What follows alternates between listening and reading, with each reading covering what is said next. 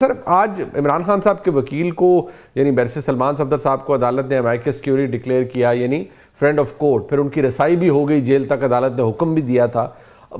इस हवाले से शायद एक तासुर ये पैदा हो रहा है, जारी बात है, कोई भी ऐसी चीज़ जो इमरान खान साहब के लिए किसी भी माइनर से माइनर रिलीफ का बायस बनती है तो तहरीक इंसाफ में उम्मीद की एक नई लहर जाग जाती है। तो अब कुछ दोस्तों का ये ख्याल है कि शायद चीफ जस्टिस साहब ने finally he has put his foot down और शायद वो असर्ट करेंगे और कुछ चीज़ें खान साहब के लिए अदालती लिहाज से कुछ बेहतर हो जाए। ऑल्दो बहुत से मामलात उनके इस्लामाबाद हाई कोर्ट में पेंडिंग है। क्या ये बहुत ज़्यादा और बहुत जल्दी उम्मीद लगाई जा रही है, या आप समझते हैं कि नहीं, कोई भी चीज़ वक्त के साथ साथ उसमें तब्दीली ज़रूर आती है? नहीं, मेरा ख्याल है एक तो जाहिर बात है कि कुछ तब्दीली तो आनी भी चाहिए कि फ़र्ज़ करें कोई भी जालिम तो नज़र नहीं आना चाहता। और देखिए, एक बात बड़ी सीधी है कि इमरान की रिहाई और ऐसी रिहाई कि जिसमें उन पर कोई शर्त ना हो, वो इस हुकूमत के जाने का, इस सेटअप के जाने का उसका मतलब है साफ। ठीक है, इमरान खान की रिहाई का एक ही मौजूदा सेटअप के अंदर सिर्फ एक ही इम्कान है कि वो ये सरेंडर कर दें कि भाई मैं चुप करके घर बैठ जाऊंगा। बाकी सारी बातें तो सानवी है। कोई अपने पाँव पर कुल्हाड़ी चलाता है, कोई अपनी हुकूमत को ख़त्म करने की बात करेगा, सवाल ही पैदा नहीं होता। ये तो मुज़ाकरात ही नहीं हो सकते। मुज़ाकरात तो ये हो सकते हैं कि आप जेल में हमारे लिए एक प्रॉब्लम है, आप घर बैठ जाएं, हमारा प्रॉब्लम ठीक हो जाए, आपकी जेल ख़त्म हो जाए। ये तो समझ आता है एक लॉजिकली।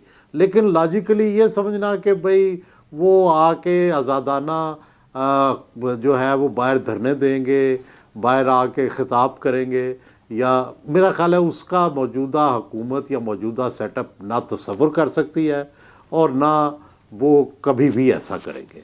तो इसलिए कोई भी जो भी मुज़ाकरात हो रहे हैं इसी दायरे में उनको देखना चाहिए कि इसमें स्वाय इमरान की रिट्रीट के, यानी सियासत से रिट्रीट और जेल से रिहाई, इसी के इर्द गिर्द सब कुछ घूमेगा और बाकी सब ऐਵੇਂ ही बातें हैं।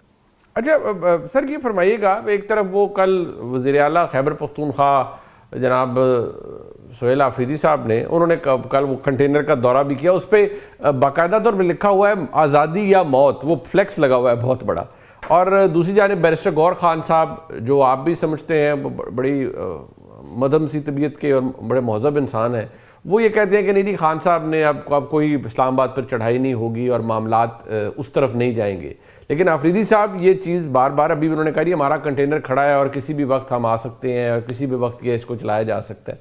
सो क्या ये एक प्रेशर माउंट करने की कोशिश की जा रही है, या आप समझते हैं कि अब ये चढ़ाई वगैरह वाला मामला पीछे हट गया, अब जो भी तस्फिया है वो बातचीत के ज़रिए ही मुमकिन है? देखिए, जो पीटीआई का वो ग्रुप है जो जिसको यूट्यूबर्स और बाजी अलीमा और जो इंतहा पसंद ग्रुप है, वो तो चाहता है ना कि कोई लड़ाई हो, इंतहा पसंदी हो। लेकिन वो ग्रुप या वो सोच जो ये चाहते हैं कि ये मुमकिन भी नहीं है, एक तो लड़ के जीतना, और दूसरा इसके ज़रिए से कोई इस्लाह भी नहीं हो सकती। तो ये दो बड़े वाज़े ग्रुप हैं। लेकिन डोमिनेट जो है वो अग्रेसिव ग्रुप करता है, जो कि हर एक को कंडेम, उन्होंने अली अमीन गंडापुर को किया। अब जो चीफ मिनिस्टर साहब हैं वो इस ग्रुप को फ़िलहाल साथ लेके चल रहे हैं, लेकिन मुझे लगता है कि उनके अंदर थोड़ी सी अकल और थोड़ी सी दलील की कुव्वत भी है। तो देखें अब कितनी देर चलते हैं। या तो वो इनके साथ साथ चलते चलते शहीद होना चाहते हैं ताकि जो वो तारीख बना जाए, या फिर अगर उन्होंने फिर दलील से बात सुनी या कोई सुलह सफाई या मुज़ाकरात का रास्ता, जैसे अब लग रहा है कि वो प्रेशर डाल रहे हैं कि मुज़ाकरात एक दफ़ा तो हो गए हैं, आगे बढ़ने चाहिए, तो उससे फिर ये इस ग्रुप खिलाफ हो जाएगा। क्योंकि इस ग्रुप को रिहाई से नहीं, इमरान खान की एग्रेसिव जो स्टांस है उससे दिलचस्पी है, ताकि वह जो है ये इन सब का नैरेटिव सुप्रीम रहे। उनको इमरान खान की जेल से रिहाई कोई रास नहीं आएगी, उनको वही नैरेटिव रास आता है कि इमरान खान कुर्बानी दे रहा है, इमरान खान जो है वो डटा हुआ है। तो इसी डटे होने से उनका नैरेटिव चलता है। अब एक चीज़ अभी मैंने देखा वैसा माशाल्लाह, वैसे तो आप बहुत खुश लिबास हैं, लेकिन बसंत के ऊपर जो आपका लिबास था और वो स्वेटर थी वो तो बहुत ही कमाल थी। बसंत की मुनासबत से एक दो तस्वीर मेरी नज़र से गुजरी, आपने भी उसको एंजॉय किया, सेलिब्रेट किया। आप हर ऐसे त्यौहार को करते हो और बड़ी अच्छी बात है। अब आपने असेस किया, क्योंकि माशाल्लाह आप बहुत से लोगों से इंटरेक्ट करते हैं, बड़ा जज्बा था लाहौर के अंदर, बड़ी दुनिया आई, लाखों के हिसाब से गाड़ियां आई, बहुत से विजिटर्स आए, लोग कहाँ कहाँ से नहीं आए बसंत सेलिब्रेट करने।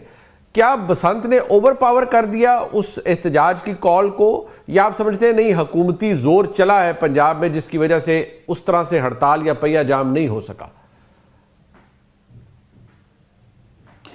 देखिए, सोसाइटी जो होती है ना मुनीब साहब, ये इसके अंदर कई तह होती हैं। सिर्फ सियासत ही आखिरी तय नहीं है। सियासत के अंदर कल्चर भी है, सोसाइटी के अंदर कल्चर भी है, मज़हब भी है, रस्म व रिवाज भी हैं, बरादरियाँ भी हैं। और आप जब भी किसी एक चीज़ को चैलेंज कर दें तो फिर वही जो चैलेंज है ना आपको महंगा पड़ जाता है। मेरा ये ख्याल है कि ये जो मौजूदा बसंत है इसमें सकाफत ने सियासत को पछाड़ दिया है, और सियासत भी और सकाफत आगे निकल गई, क्योंकि सकाफत की जड़ें सियासत से भी पुरानी है। ये जो आज की सियासत है इसकी कितनी कुल उम्र है, 2018 से लेके आज तक, और बसंत की उम्र है 300 साल 400 साल। तो उसकी जो ताकत थी उसको प्रॉपर तरीके से इन्होंने इस्तेमाल कर लिया और गवर्नेंस के ज़रिए उसको इम्प्लीमेंट कर दिया। तो मेरा ख्याल है कि इसमें तो 100% नून सियासी तौर पर ना सही, कल्चरली तो जीत गई है। और जब आप किसी एक मैदान में भी जीतते हैं तो ये तो नहीं हो सकता उसका दूसरे मैदान में असर ना पड़े। अब बड़ाई साहब, ये फिर अगर उस लिहाज से देखा जाए तो क्या तहरीक तहफ़्फ़ुज़ आईन पाकिस्तान या तहरीक इंसाफ के लिए एक और मौका था? बेशक उन्होंने कहा जी हमने हड़ताल करनी थी, हमें अंदाज़ा था ये जुज़वी होगी सब कुछ, लेकिन उस हिसाब से तो खैबर पख्तूनख्वा भी मुकम्मल बिल्कुल कंप्लीट शटर डाउन वहाँ पर भी नहीं हो पाया, सिंध के अंदर भी नहीं हो पाया, पंजाब में भी नहीं हो पाया। ये सेटबैक है, या आप समझते हैं कि तहरीक इंसाफ को अंदाज़ा था कि बस जुज़वी हड़ताल होगी, इससे ज़्यादा वो एक्सपेक्ट भी नहीं कर रहे थे इससे? देखिए, शटर डाउन ना आज तक कोई जमात नहीं करा सकी, ठीक है। सिर्फ शटर डाउन उस वक्त हुआ है जिस वक्त फौज, सियासी जमातें टोटल इतफाक़ राय हुआ है, मतलब 5 फरवरी है या इस तरह के कोई वाक़यात होंगे एक दो जिसमें टोटल शट डाउन हुआ है। वगरना आज तक, क्योंकि लोगों की मूवमेंट होती है, लोग या कोई खौफ का वाक़या हो उससे लोग डर के बैठ जाए, तो ये दोनों नहीं थे। तो इसलिए ये काल तो अक्लमंदी पर मबनी ही नहीं थी, ना इसने कभी भी, नहीं ये आज तक कामयाब हुई है, ना हो इसने होना है, मासवाए खौफ और जबर के। तो दूसरी बात यह है कि पीटीआई की ना कोई ऑर्गेनाइजेशन है पंजाब में, ना कोई उसका ऑर्गेनाइजेशनल सेटअप है, ना उसकी कोई काल नीचे तक जाती है।